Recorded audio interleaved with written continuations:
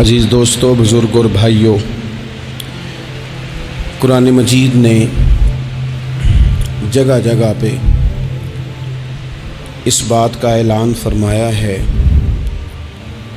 کہ اپنے شعور کو بلند کرو، اپنی فہم سے، اپنی عقل سے کام لو، کائنات ارضی اور سماوی میں غور کرو، اللہ کی نشانیوں کو دیکھو، اپنی فہم و فراست کے ساتھ، شعور کے ساتھ دین اسلام کی حسین تعلیمات کو قبول کرو اور ان کے مطابق اپنی زندگی گزارنے کی کوشش کرو۔ سورہ زمر کی آیت نمبر 18 میں نے تلاوت کی ہے۔ اللہ تعالیٰ نے فرمایا کہ الذین یستمعون القول، فرمایا وہ لوگ جو توجہ سے بات سنتے ہیں، کان لگا کے سنتے ہیں، فیتبعون احسنہ، اور پھر بہترین بات کی پیروی کرتے ہیں۔ پہلے تو سنتے غور کے ساتھ ہیں، پھر بہترین بات کی۔ اسلام کے اندر اجر و ثواب دو طرح کا ہے، ایک بہتر ہے، ایک بہترین ہے۔ آپ نے کسی سے قرض لینا ہو تو اس کو مہلت دینا بہتر ہے اور معاف کر دینا بہترین ہے۔ کسی شخص نے آپ کے ساتھ زیادتی کی ہو تو اتنی ہی زیادتی اس کے ساتھ کر لینا جائز ہے، لیکن اسے معاف کر دینا یہ بہترین ہے۔ تو فرمایا وہ پہلے کان لگا کے سنتے ہیں، پھر بہترین بات کی پیروی کرتے ہیں، ان میں سے جو زیادہ اچھی چیز ہے اس کے مطابق عمل کرتے ہیں۔ اولئک الذین ھداھم اللہ، یہی لوگ ہیں جنہیں اللہ نے ہدایت عطا فرمائی ہے۔ وَأُولَئِکَ هُمْ أُولُو الْأَلْبَابِ، اور فرمایا یہ لوگ عقل والے ہیں، یہی ہیں جنہیں اللہ نے ہدایت دی اور یہ صاحبان عقل ہیں۔ ایک دنیا کے اندر عقل وہ ہے جس کا لوگ بہت زیادہ استعمال کرتے ہیں، تو وہ عقل انہیں بعض اوقات گمراہی کی جانب لے جاتی ہے۔ اس عقل کی بات بھی اقبال نے کہی ہے، فرماتے ہیں کہ عقل عیار ہے، 100 بھیس بنا لیتی ہے۔ اس کے لیے عیار کا لفظ کہا، اور دوسرا پہلو دیکھیے عیار کے مقابلے میں لفظ کیا کہا۔ عقل عیار ہے، 100 بھیس بنا لیتی ہے، عشق بیچارہ۔ عقل عیار اور عشق بیچارہ، دیکھیں اس کے مقابلے میں جو جملہ دیا ہے، جو لفظ دیا ہے، یعنی لفظ عیار آپ جب بولتے ہیں عیار بڑا چلاک ہے، بڑا یار ہے، بڑا مکار ہے، تو زاویہ کیا بنتا ہے؟ اور جب آپ بیچارہ بولتے ہیں تو وہ بیچارہ، اب زاویہ دیکھیے کیا کھینچا، کہنے لگے عقل عیار ہے، 100 بھیس بنا لیتی ہے، عشق بیچارہ، نہ ملا ہے، نہ زاہد، نہ حکیم، یہ کچھ بھی نہیں، یہ بیچارہ کچھ بھی نہیں، بیچارہ جو ہوا۔ تو عقل کی طرف تو قرآن و سنت نے توجہ دلائی ہے، لیکن عقل سے مراد ہے فہم ہو، فراست ہو، حلم ہو، بردباری ہو، عاجزی ہو، غور فکر کرنے کا مزاج ہو، کسی چیز کو پورے شعور کے ساتھ بندہ قبول کرے۔ آج کل جن چیزوں کو لوگ عقل سمجھتے ہیں نا، وہ عقل نہیں ہے، وہ چالاکی ہے۔ آج کل لوگ عقل مند نہیں ہیں، چالاک ہیں۔ چالاکی اور چیز کا نام ہے، تیز تراری اور چیز کا نام ہے، عقل مند ہونا اور چیز کا نام ہے۔ یہ جو شطرنج کے ہیر پھیر سے لوگ دنیا چلاتے ہیں، یہ عقل مند نہیں ہوتے، یہ چالاک ہوتے ہیں۔ ہمارے ہاں ڈھیر سارے لوگ اپنی زندگی، اپنا گھر، اپنا کاروبار چالاکی سے چلاتے ہیں۔ چالاکیاں لمبی نہیں چلتی، ان کے پول کھل جاتے ہیں۔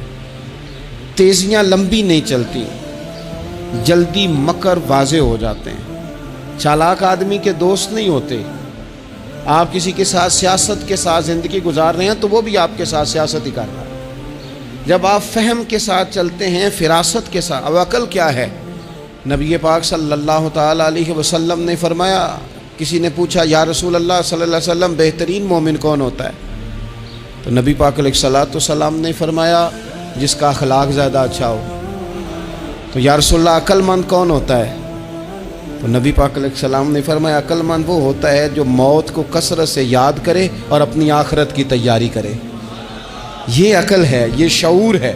لیکن وہ چالاکی کے ساتھ دنیا داری میں بڑا اپنا نام بنا لے، بڑے پیسے جمع کر لے، بڑا جناب گھروندہ تیار کر لے، تو یہ چالاک ہے، عقل مند نہیں۔ فہم والے بنے، شعور والے بنے، اپنی زندگی فہم کے ساتھ گزاریں۔ آپ اپنے شعور کی بلندی کی طرف بڑھیں، اپنے بچوں کو تیز نہ کریں، چالاک نہ کریں۔ ایک درویش سے میری ملاقات ہوئی تو وہ بڑے بھولے بھالے تھے، ان کے بچے بھی بھولے بھالے تھے۔ تو میں نے سارے خاندان میں سب بھولے بھالے لوگ دیکھے، تو میں نے ان سے کہا کہ یہ کیا ماجرا ہے؟ تو کہنے لگے ہمارے دادا جی نے دعا کی تھی کہ یا اللہ میرے بچے چالاک نہ ہوں،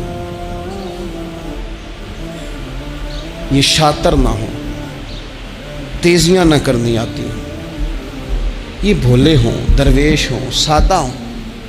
اولاد شعور تیز تراک ہو جائیں نا، چالاک شاطر ہو جائیں، تو وہ تو ماں باپ کو بھی روز کوئی نہ کوئی کہانی سناتے ہیں، وہ تو اپنے دائیں بائیں بھی کوئی نہ کوئی نیا قصہ ہی بیان کرتے ہیں۔ عقل مند بنے، شعور والا انہیں بنائیں، انہیں اچھے برے کی تمیز سکھائیں۔ یعنی شعور، چالاک آدمی تو حلال حرام کی پرواہ نہیں کرتا، بس وہ دیکھتا ہے میں نے پارٹی کو قابو کیسے کرنا ہے۔ لیکن عقل مند وہ ہوتا ہے جو دیکھے کہ یہ میرے لیے جائز ہے کہ ناجائز ہے، محنت سے کام کرے، شعور سے کام کرے، لیکن لقمہ حرام کبھی اپنے گھر داخل نہ ہونے دے۔ یہ شعور ہے، یہ بلندی ہے۔ یعنی شعور یہ ہے کہ اسے پتہ چلے کہ یہ حق میرا ہے، یہ میرے بھائی کا ہے، یہ حق میرا ہے، یہ میرے ملازم کا ہے، یہ حق میرا ہے، یہ میرے پڑوسی کا۔ یہ شعور ہے۔ اور چالاکی کیا ہے؟ کہ وہ تیزی دکھائے اور سب کا مال ہڑپ کر کے اپنے گھر لے آئے اور کسی کو پتہ بھی نہ چلنا دے۔ یہ چالاکی ہے۔ چالاک نہ بنے، باشعور بنے، فہم والے بنے۔ میرے نبی پاک صلی اللہ تعالیٰ علیہ وسلم پر اللہ تعالیٰ نے جو قرآن مجید کتاب نازل کی تو 300 کے لگ بھگ آیات قرآن پاک میں ایسی ہیں جن کا زیادہ مطالعہ ہے وہ زیادہ جمع کر لیں گے۔ 300 کے قریب آیات ایسی ہیں جس میں اللہ تعالیٰ نے عقل اور شعور کی طرف بڑھنے کا حکم دیا ہے۔ فرمایا عقل والو غور کرو، تم دیکھتے نہیں زمین و آسمان میں اختلاف ہے، رات اور دن آتے جاتے ہیں، اس میں غور کرو، اس میں نشانیاں ہیں، پر ان کے لیے جو عقل رکھتے ہیں، جو شعوری بلندی رکھتے ہیں، تیزی نہیں، چالاکی نہیں، شاطر پن نہیں۔ ابو جال جو تھا نا وہ بیوقوف آدمی نہیں تھا، دور دراز سے لوگ اس کے پاس اپنے مقدمات کا فیصلہ کرانے آتے تھے۔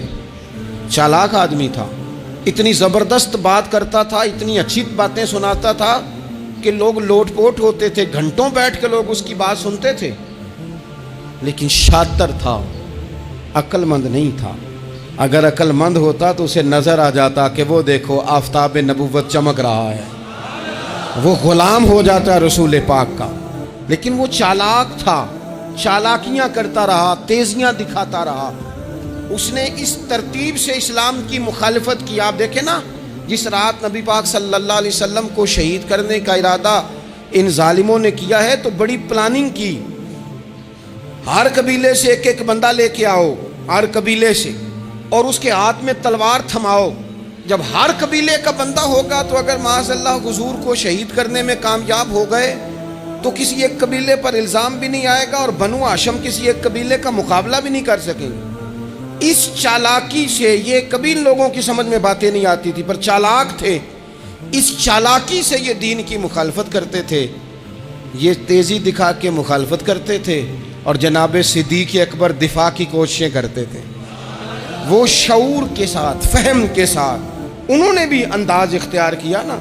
انہوں نے چالاکی کی کہ ہر قبیلے سے ایک ایک بندہ، وہ تو اللہ کی حکمت تھی کہ سرکار نے ایک مٹھی میں پکڑ کے مٹی پھینکی تو ان کی آنکھوں کے آگے اللہ تبارک و تعالیٰ نے پردے ڈال دیے، لیکن اس کے مقابلے میں حضرت صدیق اکبر فہم و فراست کا، شعور کا وہ مظاہرہ کر رہے ہیں۔ وہ کیسا بندوبست کرتے ہیں؟ کہتے ہیں اپنے غلام سے کہ 2 اونٹنیاں موٹی تازی ان کو تم نے لے کے غار کے اس جانب آ جانا ہے. اپنے غلام سے کہتے ہیں کہ تم نے ان اونٹنیوں کو وہاں پہنچانا ہے. بیٹے سے کہتے ہیں سارا دن کام کاج کے سلسلے میں ادھر ادھر جانا اور کافروں کی باتیں سن کے پہنچانا کہ نیا منصوبہ کیا بنا رہے ہیں. اپنی بیٹی سے کہتے ہیں پتر کھانا پکا کے، کل کا باسی نہیں تازہ پکا کے، اور پھر اس کو تیار کر کے، اور بیٹا دن کے اجالے میں نہیں رات کے اندھیرے میں آنا. اب یہاں اقبال بولے، اقبال کہنے لگے جب عشق سکھاتا ہے آداب خود آگاہی، عشق بھی ایک عقل دیتا ہے.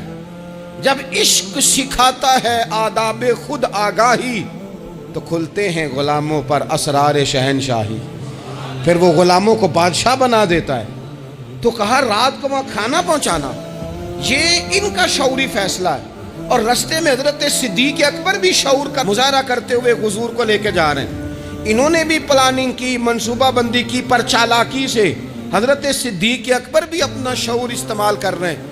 رستے میں ایک شخص ملتا ہے جناب صدیق اکبر کو، یہ شعور ہے، یہ فہم ہے، یہ فراست ہے. ایک شخص رستے میں ملتا ہے. عرب کے اندر ایک رواج تھا کہ کبھی کبھی نا کوئی ہادی ساتھ لے لیا جاتا تھا. ہادی اس کو کہتے تھے جو رستہ دکھاتا تھا آگے آگے. وہ کوئی تھوڑا بہت نذرانہ لیتے تھے، رقم لیتے تھے، رستہ دکھاتے تھے. چونکہ رستہ بتانا بڑی دور دور تک آبادی نہیں ہوتی تھی تو پوچھیں گے کس سے اگر بھول گئے تو ایک شخص ساتھ رکھ لیا جاتا تھا. رستے میں ایک شخص ملا جو مدینہ شریف سے جا رہا تھا مکہ مکرمہ. حضرت صدیق اکبر کو وہ جانتا تھا، نبی پاک علیہ السلام کا بظاہر آشنا نہیں تھا. حضرت ابوبکر صدیق سے پوچھتا یہ کون ہے؟ اب حضرت صدیق اکبر کا شعور دیکھو، وہاں شعور اسلام کی مخالفت میں چالاکی استعمال ہو رہی، یہاں شعور دفاعی اسلام میں استعمال ہو رہا ہے.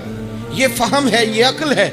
حضرت صدیق اکبر رضی اللہ تعالیٰ عنہ فوراً سوچنے لگے، فرمانے لگے اگر حضور کا نام بتا دیا یہ تو جاتے ہی فوراً ان کو بتائے گا کہ میں نے نبی پاک کو جاتے دیکھا ہے. وہ کہنے لگے کون ہے؟ آپ سوچ میں پڑ گئے یہ کون ہے؟ تو حضرت صدیق اکبر نظریں جھکا کے، ہاتھ باندھ کے حضور کی طرف چہرہ موڑ کے کہنے لگے یہ میرے ہادی ہیں، یہ مجھے رستہ دکھاتے ہیں.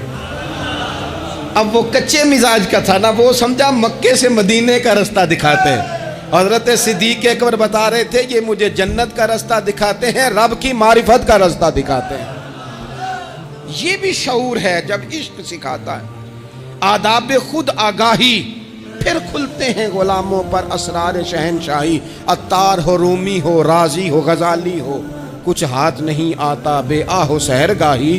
عزیز بھائی آپ اپنا شعور اگر صحیح جگہ استعمال کریں تو فہم بن جائے گا، فراست بن جائے گا، فائدہ مند ہو جائے گا. لیکن نہیں، چالاکی کی طرف لوگ بڑھنے لگے، پتے پھینکنے لگے، کہانیاں سنانے لگے. کون سا ایشو ہے جس کو آج اٹھایا جائے؟ کون سی بات ہے جس کا پراپوگنڈا کر کے اپنے آپ کو مشہور کیا جائے؟ کیا ہے جو سوسائٹی میں پھینکی جائے بات تو لوگ توجہ کریں گے ہماری سیاسی جماعت کی طرف؟ کیا اس طرح کا ماحول بنایا جائے؟ کس طرح کر کے پیچ و تاب کیا جائے؟ کس طرح کر کے لوگ توڑے جائیں؟ کس طرح بنائے جائیں؟ نہیں، اس طرح لوگ کمزور ہو جاتے ہیں. اس طرح شعور نہیں رہتا قوموں کے پاس. میرے نبی پاک صلی اللہ علیہ وسلم کے پاس عبد القیس کا وفد آیا تھا. تو جو عبد القیس ان کا سردار تھا، نبی پاک صلی اللہ تعالیٰ علیہ وسلم کی خدمت میں جب وہ حاضر ہوئے، لاؤبالی فیصلے نہ کریں، فیصلے زندگی میں سوچ کے کریں. آپ کسی بھی چیز کے سربراہ ہیں، آپ مسجد کے صدر ہیں یا قبیلے والے آپ سے فیصلہ کراتے ہیں، یا آپ کسی جماعت کو لیڈ کرتے ہیں، یا خاندان والے آپ کو بڑا سمجھتے ہیں، یا کوئی آدمی آپ کو دینی تعارف سے پہچانتا ہے، تو فہم کے ساتھ، دانائی کے ساتھ، حکمت کے ساتھ آپ اس کو لے کے چلیں. نبی پاک صلی اللہ تعالیٰ علیہ وسلم نے وفد عبد القیس کے سربراہ سے کہا تھا کہ تمہارے اندر 2 خصلتیں ہیں، 2 عادتیں تمہارے اندر ایسی ہیں جنہیں اللہ بڑا ہی پسند کرتا ہے. یا رسول اللہ کون کون سی؟ فرمایا ایک تو تم عقل والے ہو، اور دوسرا بردبار ہو، حلم والے ہو. تم جذباتی فیصلے نہیں کرتے، تمہارے اندر بردباری ہے، ٹھہراؤ ہے. یہ 2 باتیں، تمہاری سمجھداری اور تمہارا ٹھہراؤ، یہ اللہ کو بڑا ہی پسند ہے. بڑی جذباتی باتیں لوگ کرتے ہیں، بڑا گھروں کے اندر ماحول خوفناک ہو جاتا ہے، قبیلوں میں ماحول خوفناک ہو جاتا ہے، جماعتوں میں خوفناک ہو جاتا ہے. بڑے شعور کے ساتھ مسلمان کو آگے بڑھنے کی ضرورت ہے۔ یہ جو مسلمانوں نے فتح یابی حاصل کی ہے نا بڑی ساری جگہوں پہ، اللہ تبارک و تعالیٰ نے مسلمانوں کو کامیابیاں دیں۔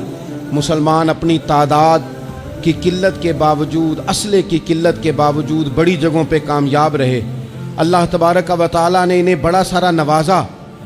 تو اس کے اندر بھی قرآن مجید کی سورہ انفال جب ہم دیکھتے ہیں تو اللہ تبارک و تعالیٰ نے وہاں ارشاد فرمایا کہ مسلمان 100 ہوتا ہے اور وہ صبر کرتا ہے تو وہ 200 کا مقابلہ کرتا ہے، 1000 ہوتا ہے وہ صبر کرتا ہے اور مقابلہ 2000 کا کرتا ہے مسلمان۔ کیوں بھلا؟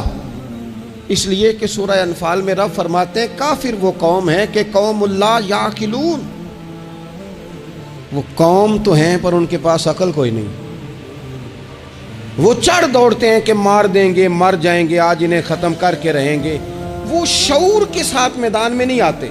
لیکن نبی پاک صلی اللہ علیہ وسلم جب اپنے لوگوں کو لے کے جاتے تھے، حضور انہیں سمجھاتے تھے، صف بندی کرتے تھے۔ نبی پاک علیہ الصلوۃ والسلام ایک طریقہ بتاتے تھے کہ جھنڈا تمہارے ہاتھ میں رہے گا، اگر یہ آدمی شہید ہوتا ہے تو جھنڈا بھائی مدد اللہ کی ہے، لیکن حکمت کے تقاضے سارے پورے کیے جائیں، وہ سارے کام کیے جائیں جو وقت کے تقاضوں کی ضرورت کے مطابق ہوں۔ رسول پاک صلی اللہ علیہ وسلم ان کو بتایا کرتے تھے کہ تم نے اس درے پہ ڈیوٹی کرنی ہے، کوئی نیچے نہ اترے جب تک ہم نہ کہیں، تم یہاں کھڑے رہو۔ ایک آدمی کو پیچھے رکھتے تھے، تم نے اسکارف لے کے بالکل پیچھے آنا ہے، اگر کسی کا سامان گر جائے، کوئی اونٹ پیچھے رہ جائے، کوئی مسئلہ ہو جائے، تمہیں پتا ہو، شعور کے ساتھ، بالیدگی کے ساتھ بیٹھ کر، عقل کے ساتھ، فہم کے ساتھ۔ ہمارے پاس بہت سارے لوگ آتے ہیں، بڑی بڑی جذباتی باتیں بتاتے ہیں، اس طرح بھی کر دیں، اس طرح بھی کر لیں، آپ لوگوں کو یہ بھی بتائیں، بڑے بڑے رکے آتے ہیں، بڑی بڑی باتیں سخت لوگ کرنے کا کہتے ہیں، ایسی کی تیسی کر دیں آپ۔ تو ہمیں پتہ ہے، چلیں تھوڑا سا کتاب و سنت اپنی نظر سے صحیح، تھوڑے علم سے صحیح، پر ہمیں بھی تھوڑا سا پتہ ہے۔ تو میں بہت سارے دوستوں کو کہا کرتا ہوں کہ او بھائی چلو ٹھیک ہے، سخت بات نہیں کرتے، جلال میں نہیں آتے، پر اس کا یہ مطلب تو نہیں نا کہ ہمیں پتہ نہیں کسی بات کا۔ وہ بعض سیاسی لوگ آتے ہیں تو آ کے کہتے ہیں جناب حضرت یہ ہو گیا، فلانے نے یہ کر دیا، فلانے نے یہ کر دیا، تو کئی دفعہ ان پر ہنسی آتی ہے کہ ہمیں سمجھانے آئے ہو، ہمیں سمجھانے آئے ہو۔ او پائی اٹ سٹ تے پکھڑا کوار گندا لسی اور بھی بوٹیاں جاننے آ۔ بات نہ کریں تو بات الگ ہے، اخلاق اجازت نہیں دیتا، بہت ساری باتوں کا جواب دیا نہیں جا سکتا، لیکن آپ کیا سمجھتے ہیں سامنے والا بیوقوف ہے، آپ جو کہیں گے وہ قبول کر لے گا؟ اپنی زندگی میں کبھی بھی جذباتی ہو کر فوراً فیصلہ نہ کریں، کبھی زندگی کے اندر تھوڑا سا چیزوں کو ٹھنڈا کریں، شعور پیدا کریں، آپ فہم پیدا کریں، آپ کوئی ایسا کام کریں جس میں آپ محسوس کریں کہ یہ فیصلہ عقل والا ہے۔ میرے نبی پاک صلی اللہ تعالی علیہ وسلم بھولے بھالے لوگوں سے بھی پیار کرتے۔